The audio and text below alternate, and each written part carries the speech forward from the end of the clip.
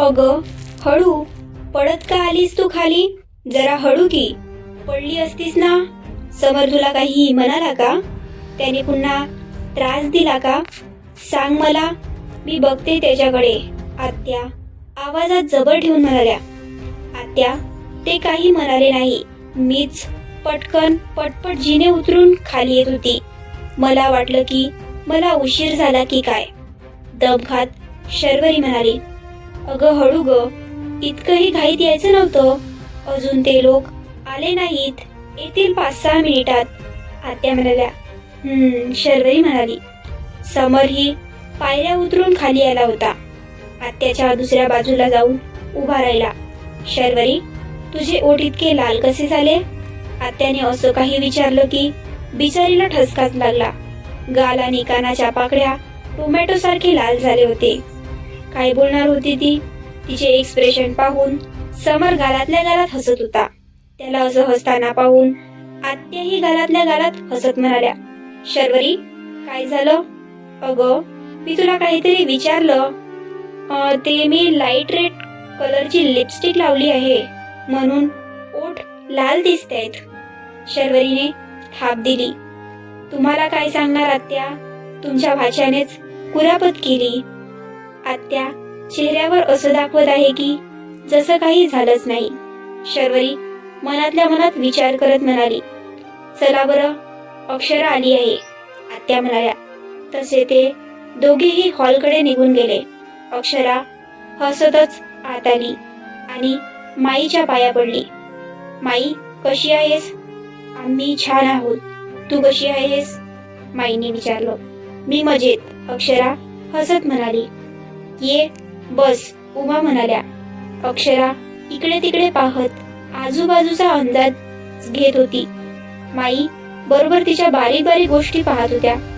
अक्षरा, तुला ऐकून बरं वाटेल की आपली सानवी सापडली आहे. ती सुखरूप आहे.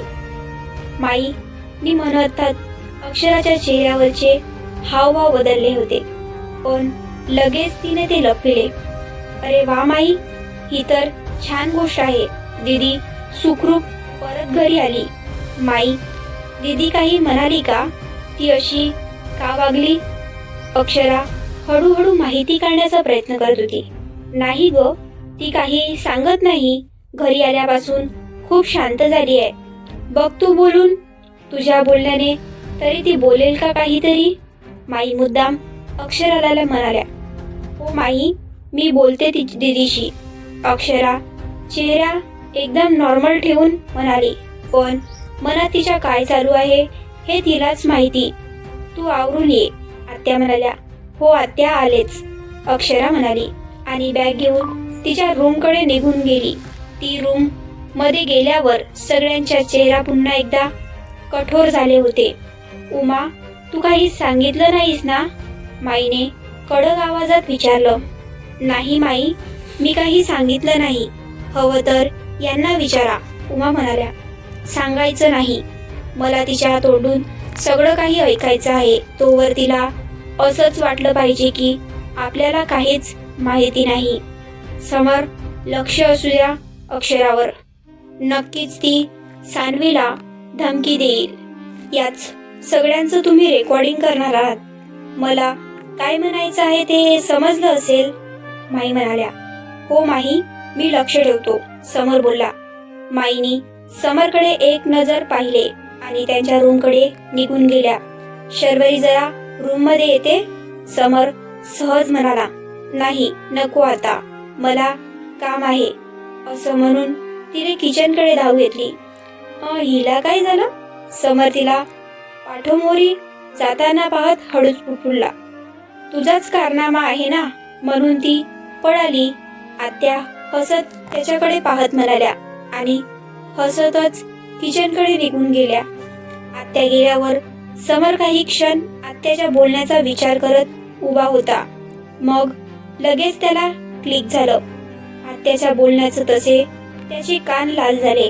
अरे यार, लाजतच त्याने केसावरून हात फिरवला आणि मागे वळला तर दचकला.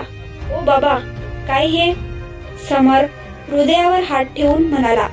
गिरीराज त्याच्याकडे बारीक डोळे करून पाहत म्हणाले, मी तुला हाक दिली पण तू ऐकली नाही. आणि दुसऱ्यांदा हाक द्यायला गेलो तर पटकन वळला तू. गिरिराज म्हणाले, अच्छा, ते मी माईच्या बोलण्याचा विचार करत होतो ना, म्हणून. बहुतेक तुम्ही हाक दिली तर मला ऐकू आले नाही. समर दात दाखवत हसत म्हणाला. अच्छा. गिरिराज समरकडे पाहत हसत म्हणाले, आलोच हा मी. सरळ तिथून निघून गेला. तो जातात गिरिराज हसू लागले. समर, तू नेहमी सुखी राहा हीच इच्छा आहे. देवाच्या कृपेने तुझ्या आयुष्यात शर्वरी आली आहे. जुनं जे होतं ते विसरून जा. कधी तुझ्या आयुष्यात ती होती. गिरिराज समरच्या पाठमोऱ्या आकृतीकडे पाहत म्हणाले, नाही, तो जुना विषय नको, कारण आता कुठेतरी तो नॉर्मल झाला आहे. बाप्पा, आता माझ्या समरच्या आयुष्यात दुःख नको. तो जरी दाखवत नसला ना तरीही मला माहिती आहे तो रात्री एकांतात उदास बसायचा. पण जेव्हा शर्वरीने त्याच्या आयुष्यात एंट्री केली आहे तेव्हापासून बदलला आहे देवा. आता ते ग्रहण या दोघांच्या आयुष्यावर नको. गिरिराज मनातच विचार करतच होते की माईच्या आवाजाने भानावर आले. गिरिराज, कसला विचार करत आहेस? माईने विचारले. काही नाही, सहजच, गिरिराज म्हणाले. गिरिराज, माझ्यापासून काहीच लपत नाही.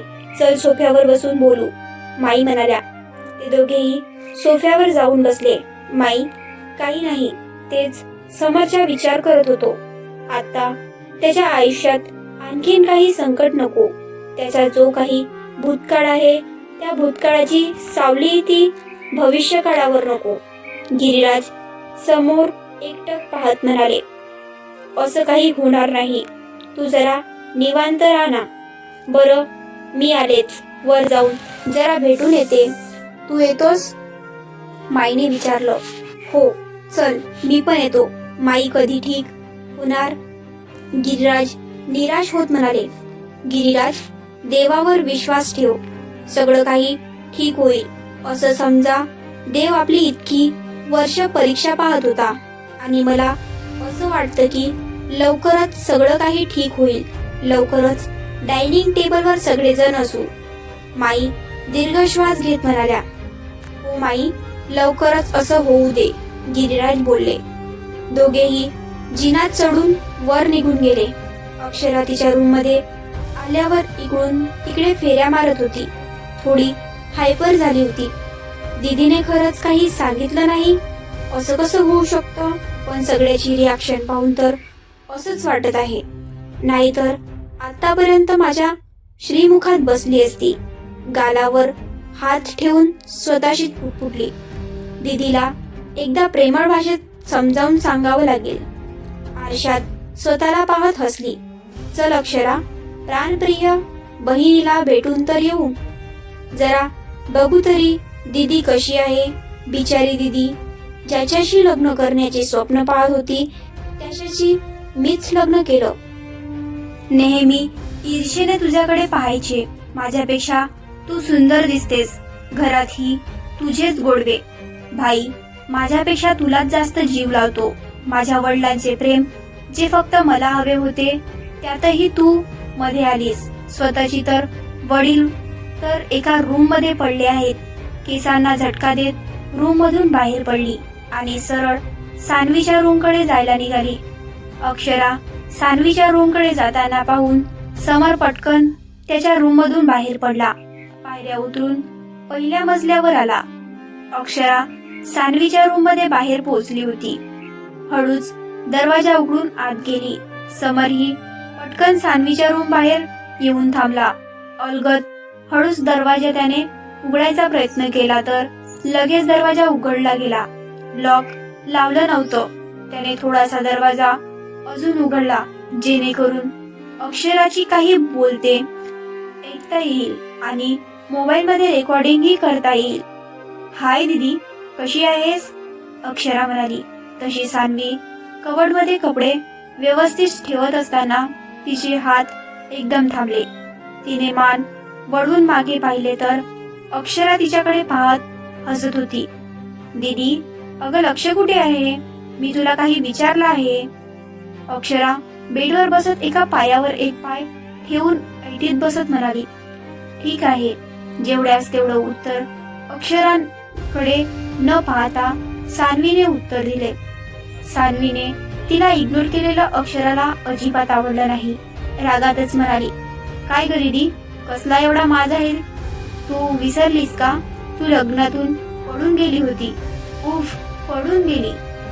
नाहीतर पडून जाण्यास मजबूर केले होते ना.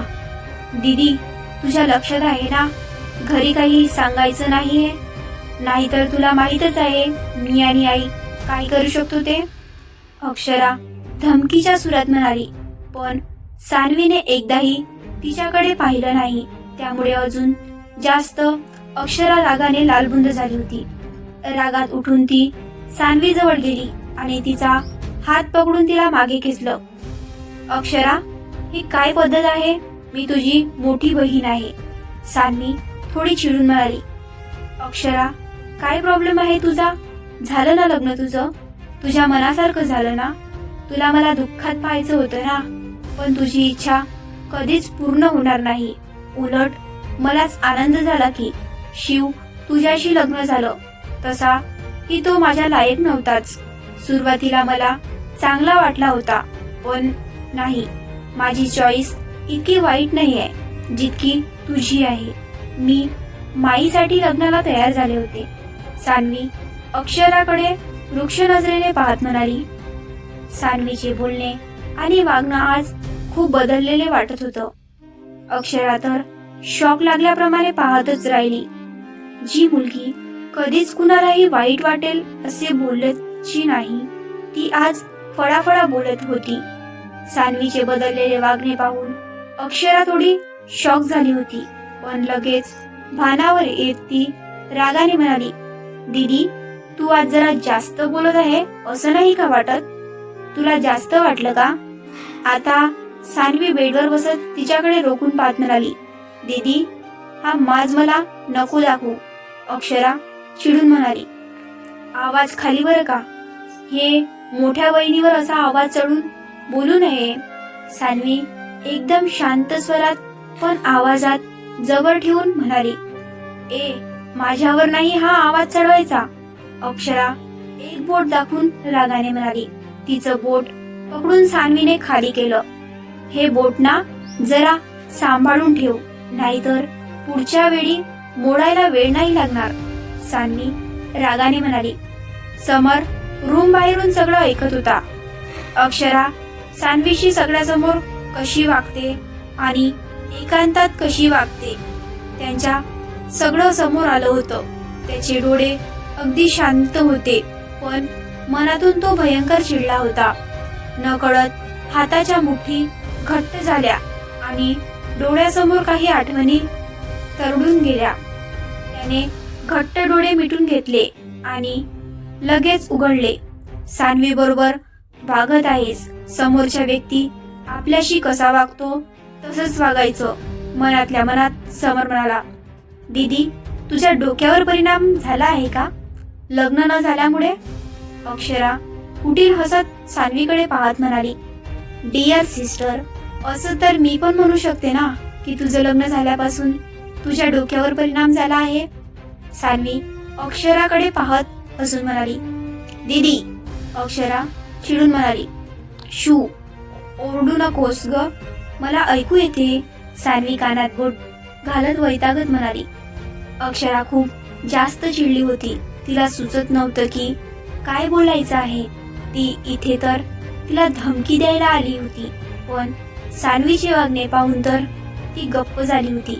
अक्षराने धमकी तर दिली होती, पण तिला स्वतःला जाणवत होतं की या धमकीचा काही असर सान्वीवर होणार नाहीये, कारण सान्वीने आता स्वतःसाठी स्टँड घेतला होता. यावेळी सान्वी कणखर झाली होती.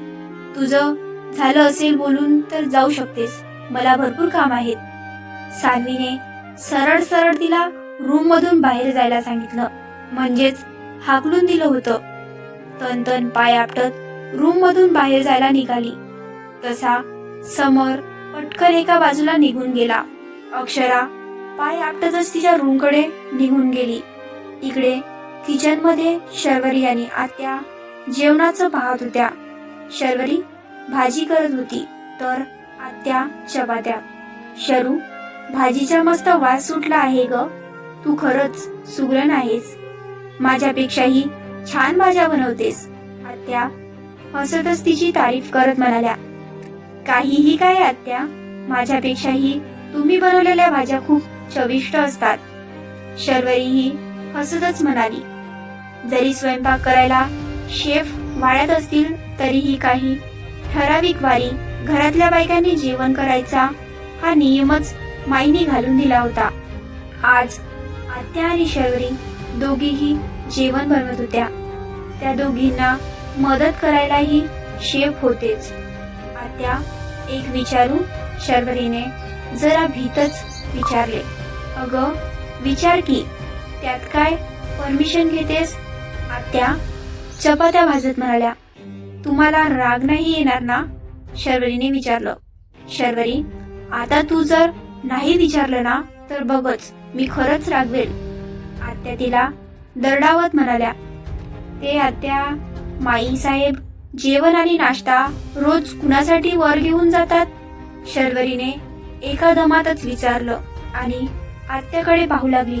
शर्वरीचा प्रश्न ऐकून आत्याचा चेहरा थोडा उतरला होता. सॉरी आत्या, नका सांगू, मला तुम्हाला दुखवायचं नव्हतं. माझा प्रश्न ऐकून तुमचा चेहरा उतरला. शर्वरीने म्हटलं. अगं तू कशाला सॉरी बोलतेस? तूही आता या घरची सदस्य आहेस, तर तुलाही सगळं माहिती असायला हवं.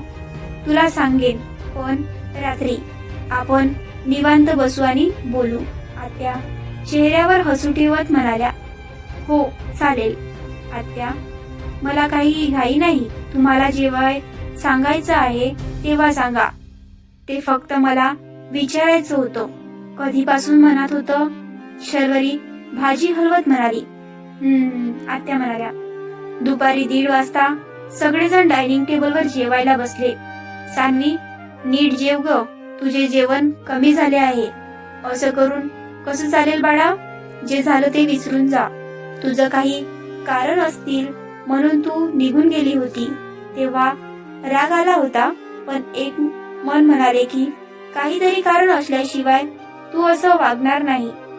तुला जेव्हा वाटेल तेव्हा सांग. माई काळजीने म्हणाल्या. माईंना सगळं माहिती होतं, पण अक्षरासमोर ड्रामा करावा लागला होता. कारण सगळं सत्य तिच्या तोंडून कबूल करून घ्यायचं होतं. एकदा का तिने कबूल केलं तर ती होती आणि माई होत्या. कारण सगळं काही त्या सहन करू शकतील, पण घराण्याच्या इज्जतीबाबत त्या खूप कठोर होत्या. त्याच बाबतीत अक्षराने मोठी चूक केली होती. तेही प्लॅन बनवून त्यात तिने सान्वीचं आयुष्य खराब करण्याचा प्रयत्न केला होता. तिला गालबोट लागेल असे वागली होती. माई, आपण जेवण करून घेऊ, नंतर बोलू या विषयावर. अक्षराने विषय दाबण्याचा प्रयत्न केला आणि ते सगळ्यांना समजून गेलं होतं की अक्षरा विषय टाळत आहे. भीती वाटत होती तिला की तिने जे केलं आहे ते सगळ्यांना समजायला नको, पण तिला काय माहिती की सगळ्यांना सगळं माहिती आहे. शर्वरी सगळ्यांना वाढत होती. वाढून झाल्यावर माई म्हणाल्या. शर्वरी, बस तूही जेवायला. माई म्हणाल्या. हो माई. शर्वरी म्हणाली. माई, ती बसेल नंतर. आपल्याला जेवायला कोण वाढणार? अक्षरा शर्वरीकडे पाहत म्हणाली. तुझी वहिनी आहे आणि तुझ्यापेक्षा वयाने आणि मानाने मोठी आहे ती. ती करून नाही हा बोलायचं. समर एक एक शब्दावर जोर देत आवाजात जबर ठेवून म्हणाला. भाई, ते मी. अक्षरा बोलतच होती की समरने हात दाखवला. अक्षरा, तुझं लग्न झालं आहे, त्यामुळे एवढे भान ठेव की तुझ्यापेक्षा मोठं वयाने किंवा मानाने असेल तर त्यांना मान द्यायचा शिक. तू किर्लोस्कर घराण्याची मुलगी आहेस, एवढं लक्षात ठेव. तुझ्यामुळे जर आपल्या संस्कारावर कुणी बोट ठेवलेले मी खपवून घेणार नाही. आय होप तुला समजलंच असेल मला काय म्हणायचं आहे ते. समर कठोर नजरेने पाहत म्हणाला. हो बाई, लक्षात राहील. पुन्हा असं नाही होणार. अक्षरा मान खाली घालून म्हणाली, पण मनातून भयंकर चिडली होती. या मिडल क्लास मुलीमुळे भाई आज माझ्यावर चिडला. हिला तर मी सोडणार नाही. भाईच्या आयुष्यात ही मुलगी नकोच. अनिका एकदम बेस्ट आहे भाईसाठी. काहीतरी विचार करत अक्षरा गालातल्या गालात हसत जेवण करत होती. तुझ्या जे काही मनात सुरू आहे ना अक्षरा, ते थांबव, नाहीतर माझ्या इतकी वाईट कुणीही नाही. माईंनी तिच्या चेहऱ्यावरचे भाव पाहूनच कडक शब्दात तिला चेतावणी दिली. नाही माई, माझ्या मनात असं काहीही नाहीये. अक्षरा थोडी भीतच म्हणाली, कारण माई साहेबांच्या दरारात तसा होता. माईनी चेतावणी दिली म्हणजे ती हलक्या घेण्यासारखी नव्हती. असंच असलं पाहिजे, नाहीतर माझ्या इतकं वाईट कुणीही नाही. हे कायम लक्षात ठेव. लग्न करून तू जरी सासरी गेली तरीही तुझ्यावर नेहमी नजर असणार आहे. बहिणीला आदर देत जा, हीच अपेक्षा कायम असेल. हो माई, लक्षात ठेवी, अक्षरा म्हणाली. जेवण झाल्यावर अक्षरा सरळ तिच्या रूम मध्ये निघून गेली. बाकीचे सगळे हॉलमध्ये येऊन बसले होते. समर, नजर असू द्या, मला शंका येते नक्कीच काहीतरी करणार. नंदू, लक्ष ठेव अक्षराच्या प्रत्येक हालचालीवर. कुणाला भेटते, कुणाशी बोलते, सगळी माहिती हवी. माईंनी नंदूवर एक नजर टाकत म्हणाल्या, हो माई साहेब, तुम्हाला सगळी माहिती मिळेल. आपल्या खास माणसांना तसे सांगून ठेवतो. नंदू म्हणाले. उमा, जर का अक्षराला सांगितलं तर याद राखा. माईनी उमाला चेतावणी दिली. नाही माई, मी काही बोलणार नाही, उमा म्हणाल्या. समर, संध्याकाळी सुनबाईंना फिरायला घेऊन जा. आता हेही मी सांगावं का तुला? माई समरकडे रोखून पाहत म्हणाल्या.